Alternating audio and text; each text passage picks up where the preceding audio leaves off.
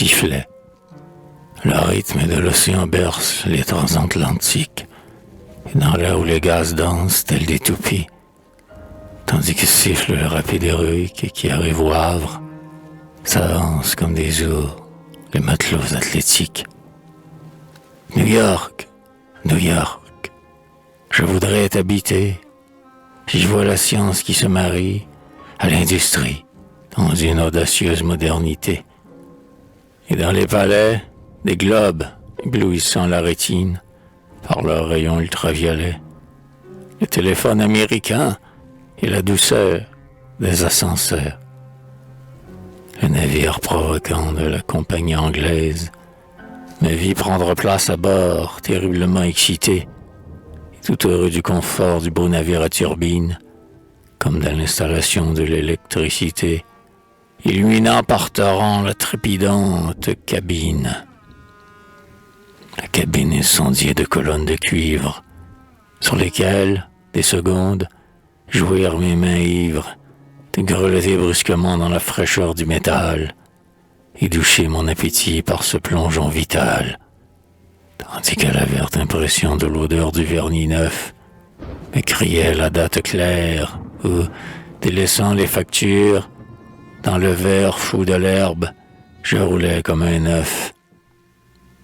Que ma chemise m'enivrait, pour te sentir frémir à la façon d'un cheval, sentiment de la nature, que j'eusse voulu brouter, que j'eusse voulu courir, et que j'étais bien sur le pont, ballotté par la musique, et que le froid est puissant comme sensation physique, quand on vient à respirer.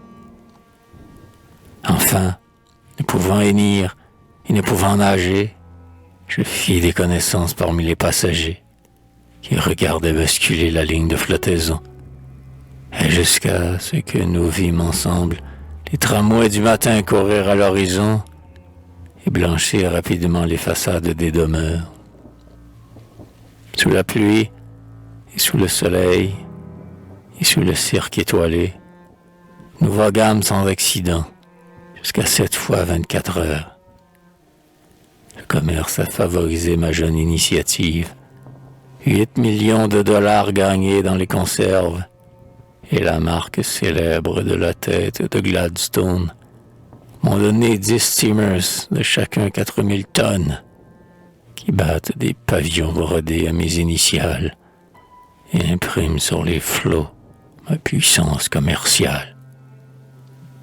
Je possède également ma première locomotive. Elle souffle sa vapeur, tels les chevaux qui s'ébrouent. Et, courbant son orgueil sous les doigts professionnels, elle file follement, rigide sur ses 8 roues. Elle traîne un long train dans son aventureuse marche, dans le vert Canada, aux forêts inexploitées, et traverse mes ponts aux caravanes d'arches, à l'aurore, les champs et les blés familiers.